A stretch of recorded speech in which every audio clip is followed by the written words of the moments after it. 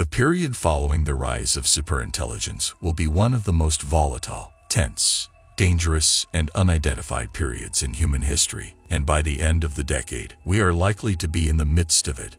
In 2005, futurist scientist Raymond Kurzweil released a book that became something of a hit. It's called The Singularity is Near: When Humans Transcend Biology.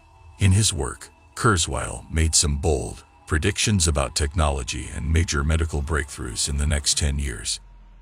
Nearly 20 years later, it can be noted that many of them have turned out to be correct and have come true with high accuracy. Other predictions can be called controversial or even wrong, and some, such as the onset of the technological singularity in 2045, we have yet to confirm or deny.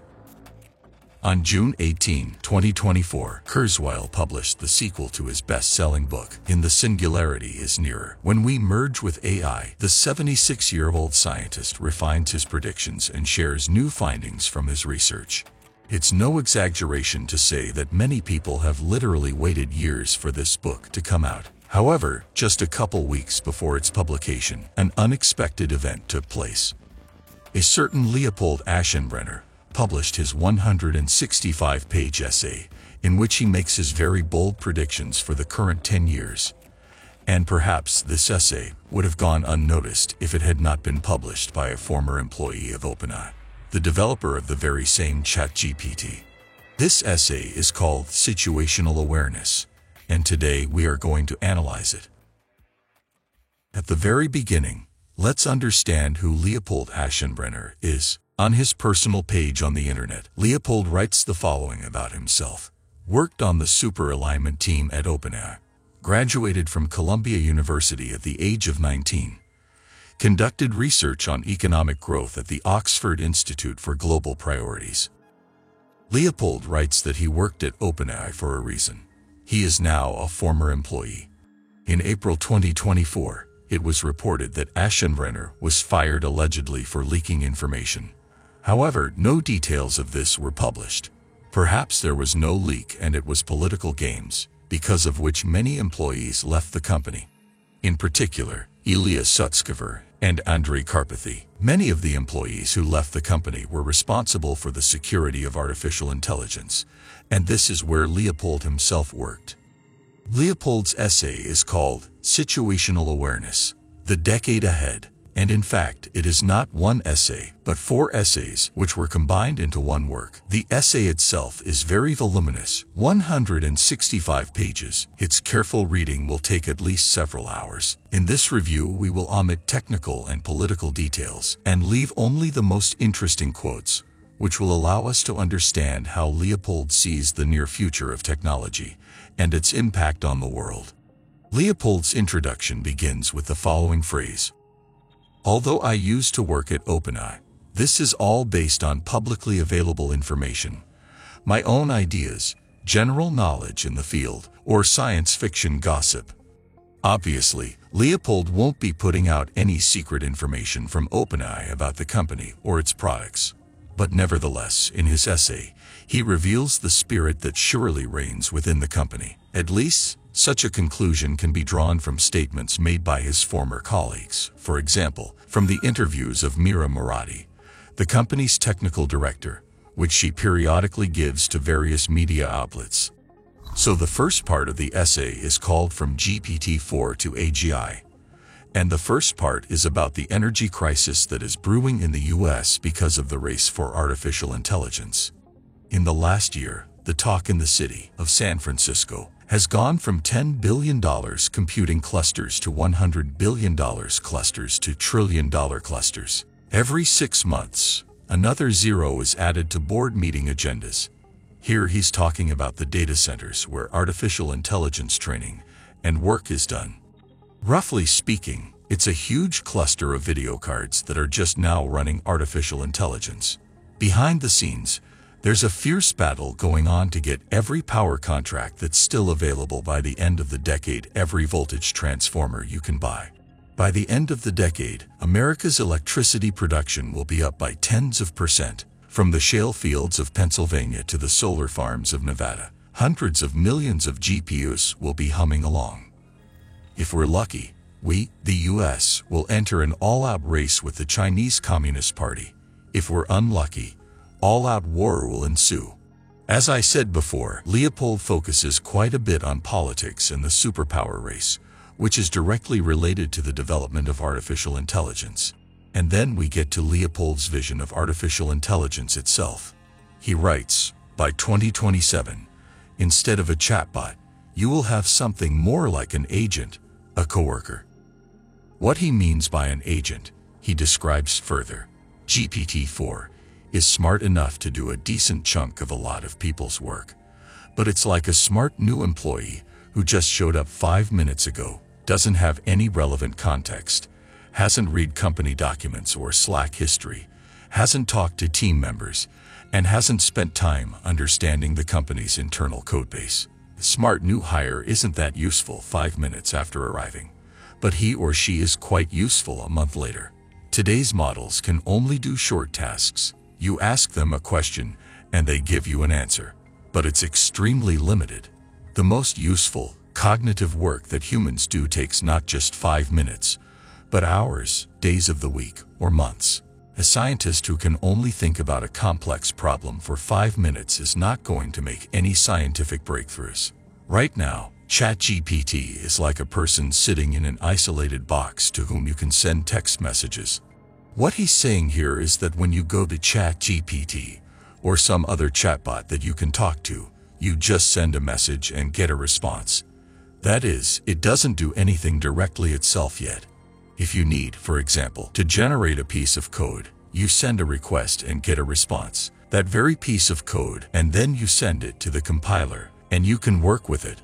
Or if you need to compose some advertising text, you make a request, ask it to be compiled. The model returns it to you. You copy and paste it, and then use it. It can't copy, paste, and put it to work for you, at least not yet. Here's what he writes about next. But we will allow models to use the computer like a human does. That means connecting to your Zoom meetings, doing online research, emailing other people, reading documentation, using your applications and development tools, and so on. Right now, you're just communicating with a model by text. But pretty soon they're going to have access to your computer, to your smartphone, and they're going to be able to interact with it directly. So you just set a task and the model is already doing it the way it should be doing it.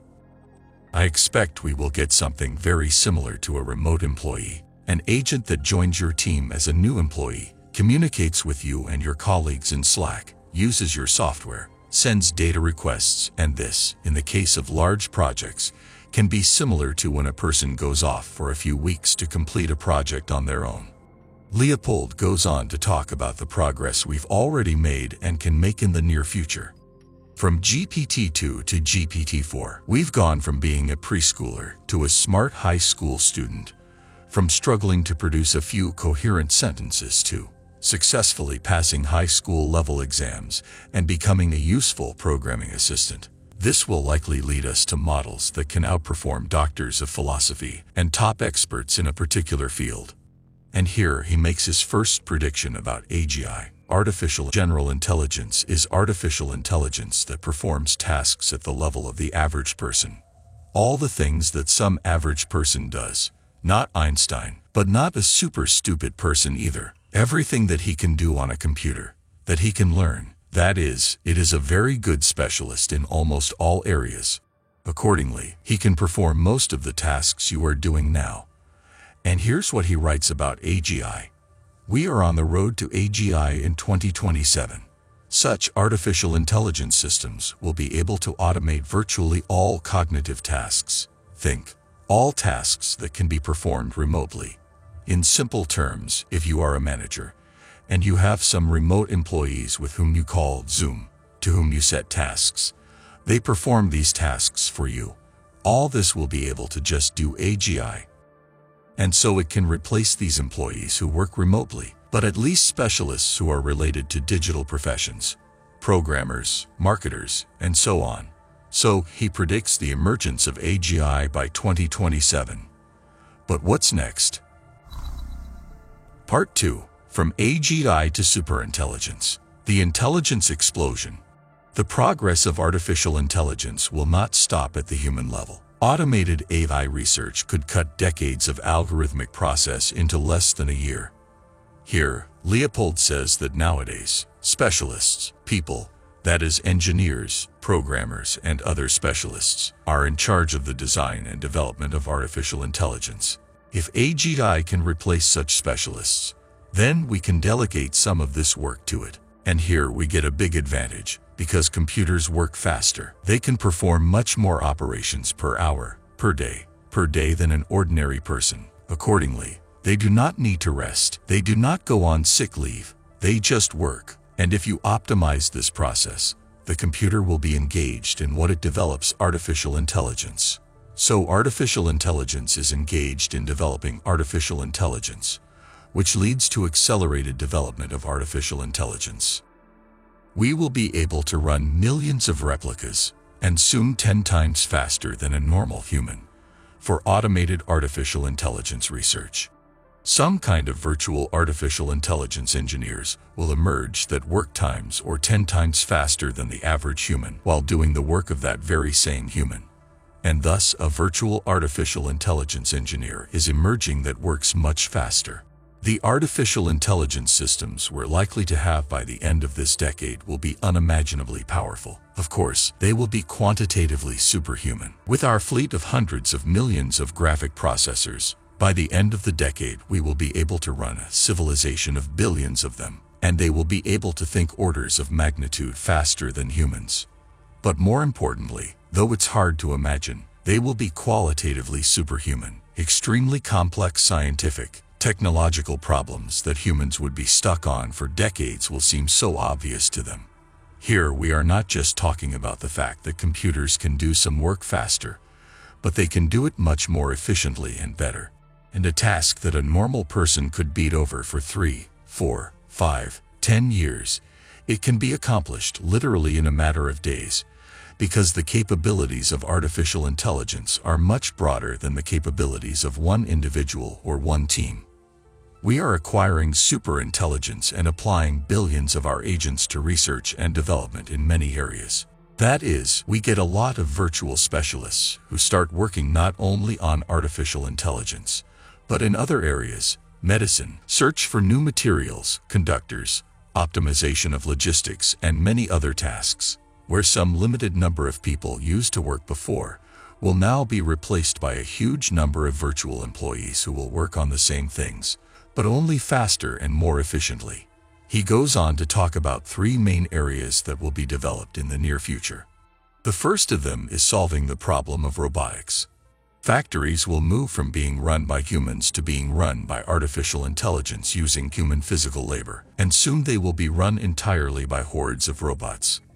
What he is saying is that factories will soon be automated using artificial intelligence, but they will continue to be run by humans. And in a short time, those humans will be replaced by robots that will work faster and more efficiently than humans. Industrial and economic explosion. Extremely accelerated technological progress combined with the ability to automate all human labor could greatly accelerate economic growth. We're talking about if it's virtual employees or if it's robots. They don't get sick, they don't burn out, they can perform operations much faster, which leads to accelerated economic growth. Because goods can be produced faster, more goods can be produced. Those goods can become more practical, more efficient, more reliable. And this all greatly accelerates economic growth or medical research that is done faster.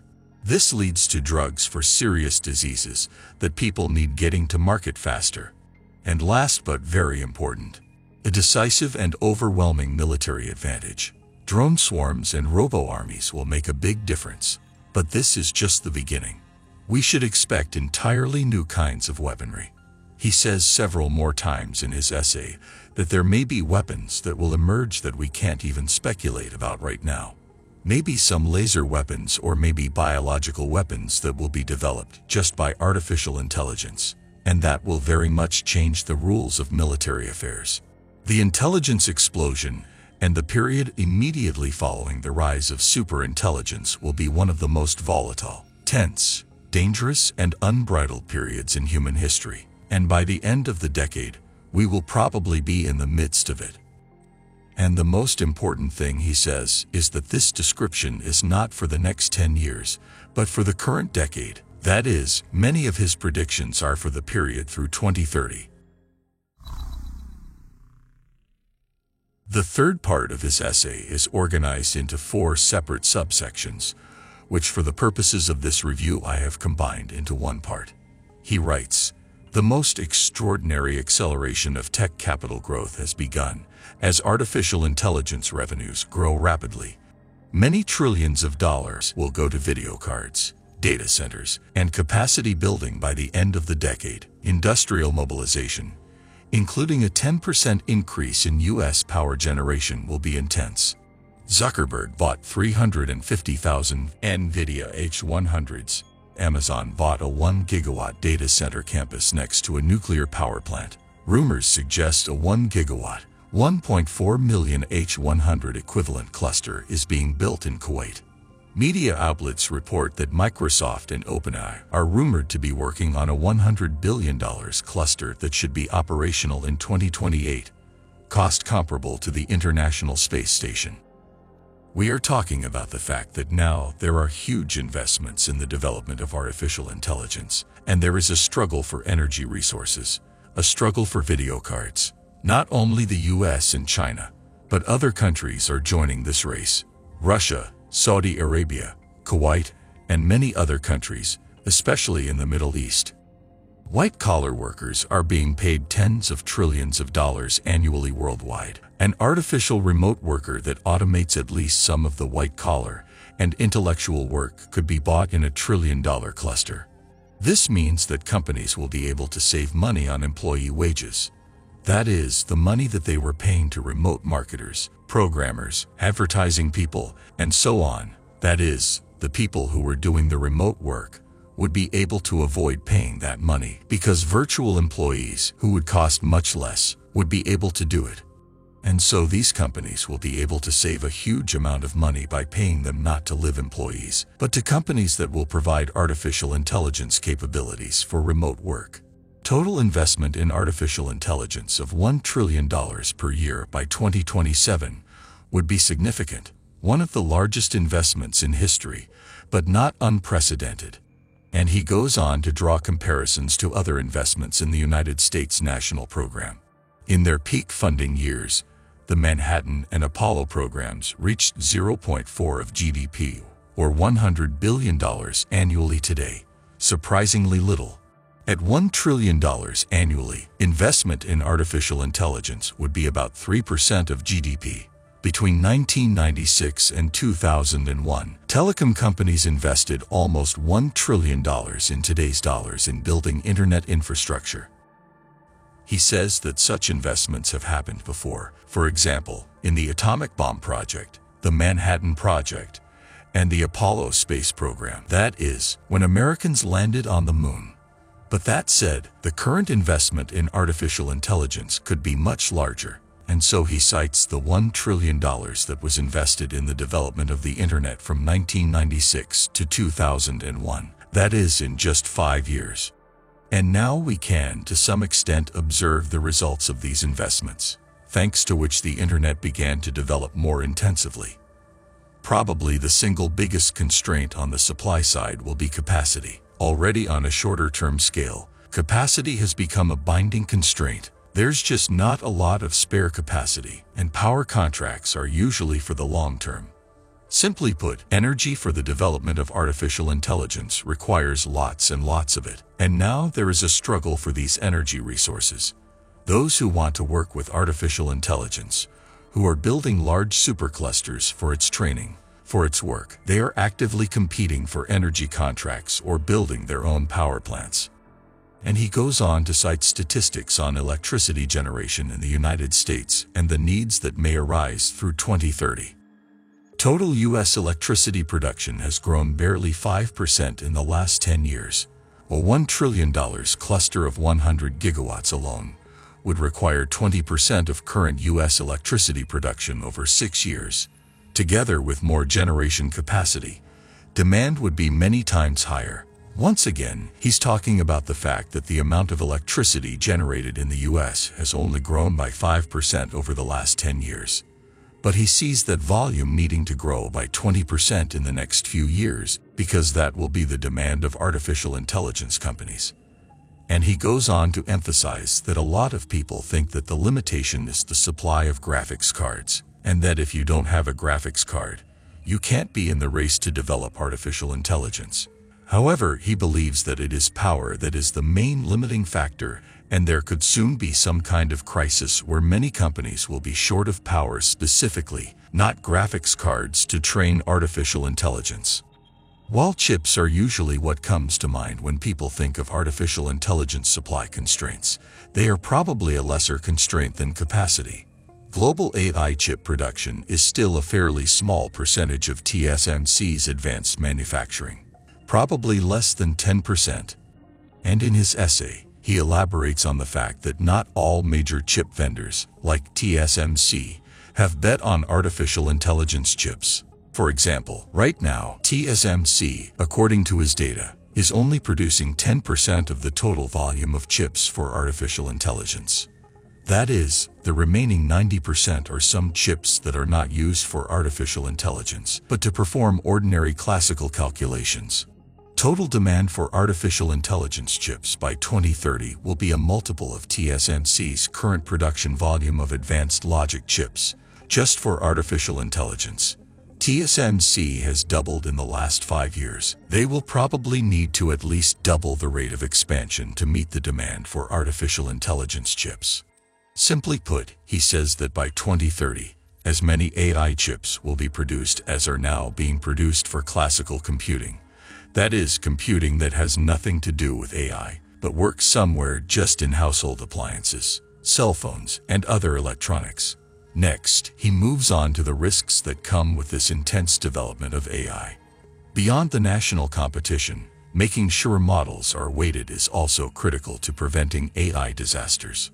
All our precautions are in vain if an attacker, such as a terrorist or rogue state, can simply steal a model and do whatever they want with it, bypassing any layers of security. And he also talks about how there will soon be artificial terrorist attack models that are much smarter than we are, and for that very reason, they're becoming much harder to control. By the end of the decade, we will have 1 billion artificial intelligence agents working with superhuman abilities. These superhuman AI agents will be capable of extremely complex and creative behavior. We will have no hope of following their example. We will be like first graders trying to supervise specialists with multiple doctorates. In short, we will no longer be smart enough to fully control the workings of artificial intelligence. In essence, we face a trust transfer problem. By the end of the intelligence explosion, we will have no hope of understanding what our billions of superintelligences are doing, except that they might decide to explain to us as a child. And we don't yet have the technical ability to reliably guarantee even basic side constraints for these systems, such as don't lie, or follow the law, or don't try to filter your server. And here he is again talking about the intelligence explosion. What he means is that we are getting a huge number of these virtual employees who are doing all of the work that we just discussed. And the work of these employees is becoming harder and harder to control. The basic technical problem of equalization is simple. How can we control artificial intelligence systems smarter than we are? Here I will clarify that by alignment, we mean precisely the technology of controlling the work of artificial intelligence. That is, tuning it so that the interests of artificial intelligence are in line with our interests. Imagine, for example, a superhuman artificial intelligence system generating millions of lines of code in a new programming language it has invented. If you asked a human evaluator, does this code contain any security backdoors? He simply wouldn't know. And here he just gives a picture that demonstrates this problem, the problem of alignment. That is, now we have a human expert, a programmer, who can get the code and check its work and say, this code is safe. We can work with it, and this is possible because now artificial intelligence is at its maximum at our level. That is, we can still understand each other. But this may change soon, and when artificial intelligence systems become much smarter than us and communicate, Perhaps in a language we don't understand at all. We simply won't be able to check what result they give us, whether what they do and what they offer us is safe. Reliably controlling artificial intelligence systems that are much smarter than we are is an unsolved technical problem. While it is a solvable problem, things could very easily go off the rails during a rapid intelligent explosion. Managing this process will be extremely stressful. Failure could easily lead to disaster. The implication here is that artificial intelligence can manage the operation of nuclear power plants. It can manage railroad traffic, it can handle airline dispatching, and we will start to trust it as much as possible in these matters. And if there is some kind of failure, or if the artificial intelligence makes a decision on its own, which we may not really share, it can lead to very serious consequences. For example, it could lead to a nuclear power plant accident or an airplane collision. Leopold goes on to talk about the fact that the leading labs that are developing artificial intelligence are not devoting enough attention to AI safety and are not devoting enough resources to maintaining that safety and going in that direction. And he writes, right now, no lab has shown any particular willingness to make any costly compromises to ensure adequate security. By default, we're likely to face an intellectual explosion and go through several phases before people even realize what we've gotten ourselves into. Here we're relying too much on luck. So what he is saying is that the labs and their managers have let things go in pursuit of some achievement, some success, and monetizing those successes as quickly as possible. In doing so, they have simply ignored safety. After that, he moves on to the fact that artificial intelligence can be dangerous not only because it can work somehow wrong, that is not according to the principles we expect, but on the contrary, because it can work too well, and in the hands of unscrupulous people or authorities, it can turn into a very serious tool for suppressing discontent and suppressing dissent. And he writes, a dictator with the power of superintelligence would wield concentrated power such as we have never seen before. In addition to being able to impose his will on other countries, he would be able to consolidate his control at home. Millions of robotic law enforcers controlled by artificial intelligence could control the population. Mass surveillance would have been intensified. AI loyal to the dictator could individually evaluate each citizen for dissent, and an advanced, near-perfect lie detection system would root out any disloyalty. That is, it is a kind of electronic social rating, which works for the current government, and which blocks all possibilities for the arrival of any alternative power, whatever it may be. Only the one who has access to the resources of artificial intelligence will rule such a country, and he simply will not let anyone else go there.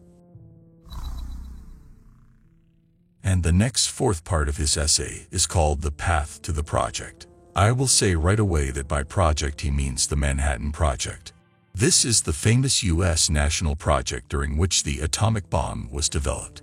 This project was realized during the Second World War. It was very costly for the country. It was top secret. It involved a huge number of organizations, people, and to some extent this project is a great pride of Americans. And that's why Leopold draws parallels to this project. But not only because of that. First, he draws parallels to the COVID pandemic. He writes, the turn of events from late February through mid-March 2020 is imprinted on my memory. In those last weeks of February and the first days of March, I was in utter despair. It seemed obvious that we were on the exponential rise of COVID. A plague was about to sweep the country. A collapse in hospitals was inevitable. Almost no one took it seriously, and yet in just a few weeks, the entire country shut down. He draws these parallels for a reason. He's saying that artificial intelligence is already here, it's already around, and it's already performing some function, but most people simply do not notice it, or do not know about it, or dismiss it as just another hike that will pass and everything will return to normal. He goes on to talk about how these things are becoming noticeable after all. He writes that the next few years in artificial intelligence will feel similar. Similarly with COVID. Right now we're in the middle of the game. 2023 has already been a wild shift. AGI has gone from being an afterthought that you wouldn't dare be associated with to the topic of important US Senate hearings and world leader summits. By about 2025, 2026, I expect the next truly shocking step change. AI will generate over $100 billion in annual revenue for large technology companies and surpass PhDs in the ability to solve simple problems. By 2028, we will have models trained in a cluster worth over $100 billion. Full-fledged artificial intelligence agents and virtual remote workers will begin to widely automate software development and do other intelligent work. The acceleration each year will be staggering. Sometime by 2026, 2027 or so, the mood in Washington will become somber. People will start to intuitively sense what's going on. They will be terrified. From the halls of the Pentagon to behind-the-scenes congressional briefings, the obvious question will be asked. The question on everyone's mind: do we need a Manhattan AGI project? Slowly at first, then immediately it will become clear it is happening. The situation is going wild. It is the most important national security challenge to U.S. national security since the invention of the atomic bomb. In one form or another, the national security state will be very much involved. The draft will be the necessary, in fact, the only plausible response. In his words, when the leading laboratories for the development of artificial intelligence will almost get to AGI, this project will be intercepted by the U.S. National Security Agency, simply realizing what opportunities and risks it promises, and they will turn the development of AGI into some kind of secret and very high investment project that will be developed in secret from other countries, that will be shielded from all publicity. It shouldn't look like a literal nationalization, with researchers from an artificial intelligence lab now hired by the military or anyone else. Although that's possible, rather, I expect a more courteous organization. The relationship with the Department of Defense may look like the Department of Defense's relationship with Boeing or Lockheed Martin. But by the end of 2026 to 2028, it will be up and running. AGI Core Research Group, several hundred researchers, will move to a secure location. The $1 trillion cluster will be built at record speed. The project will continue. By the early 2030s, the entire U.S. arsenal will probably be obsolete. It will not just be a matter of modernization, but mass replacement. It will become clear that AGI development will fall into a category more akin to nuclear weapons than the internet. Yes, of course, it will be dual use, but nuclear technology was dual use too. For civilian applications, its time will come. But in the fog of the AGI finals, for better or worse, national security will be a major theme. Ultimately, my main contention here is descriptive. Whether we like it or not, superintelligence will not look like a sci-fi startup, and in some ways will be primarily focused in the realm of national security. Leopold believes that when the time comes that we start getting close to real AGI, this project will be taken over by commercial companies and will already be a national security project. It will likely involve the very same employees of the commercial companies OpenAI, Meta, and Anthropic, but they will probably do it in close connection with the U.S. government, because AGI is a very big opportunity, but also very, very big risks. So they simply will not be able to leave such a project unattended. This afterword to this essay is called Concluding Thoughts, where he draws a line under his entire essay. Perhaps a bit florid, but nevertheless sets the tone about his entire work. Let's take a look at what he wrote there. By 2027, 2028, the finals will begin. By 2028, 2029, the intellectual explosion will begin. By 2030, we will summon superintelligence in all its power. As we looked at earlier, he predicts that by 2027, we will reach AGI, which is intelligence that is roughly comparable to that of the normal average person. But that will very quickly lead to us reaching ASI, a superintelligence that is hundreds, maybe thousands of times more capable than normal human intelligence. By the end of the decade, we will have created superintelligence. And I'll remind you again, he's talking about this being the current decade, which is 2030 at the most. So literally within the next 5 to 6 years, he predicts we will achieve superintelligence, which is ASI. That's what most of this show has been about. For most people I talk to in science fiction, that's when the screen goes black. So what he's saying is that after 2030, predicting anything at all is impossible, and at the very least foolish, because things will change so rapidly and so unexpectedly that it's almost impossible to predict beyond 2030. But the next 10 years, the 2030s, will be at least as eventful. By the end of this decade, the world will be completely transformed beyond recognition. A new world order will be created. And here he is not just saying that the US will need a project, because most of his essay is about not just a technological race, but a political race, and he believes that the one who first gets access to AGI and ASI will be the one who will be at the head of the management of our civilization. And he goes on to say, right now there are probably a few hundred people in the world who realize what's about to come down on us, who understand how crazy things can get, who have situational awareness. These are great and noble people, but they are only human. Soon AI will rule the world, but we are in for one last rodeo. The year 2023 was the year of artificial intelligence awakening. Behind the scenes, the most staggering acceleration of tech capital growth has begun. Prepare for overload. That's how Leopold Aschenbrenner's essay turned out. A little optimistic but also moderately gloomy. And some of his ideas may seem science fiction and even detached from reality. It may seem that what he writes about is unlikely to happen in the near future, or even in the next 10 years. However, I want to point out that many leading experts in the field of artificial intelligence, even they say that the progress that we have made to date, that we can basically feel with our own hands, that it is a little bit frightening.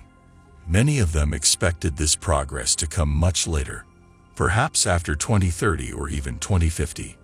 And yet now in 2024, we can communicate with a machine almost as if it were a human being. This is already starting to scare a lot of people. So it is quite likely that not everything, but a lot of this essay can really come true. But soon we will see everything for ourselves. Less than 6 years are left until the fulfillment of Leopold Aschenbrenner's prophecies. What do you think about Leopold Aschenbrenner's ideas? Write in the comments. Can his predictions really come true, or is a completely different future waiting for us? Thank you very much for watching. If you enjoyed the video, please give it a like and subscribe to the channel. Your support helps us move forward.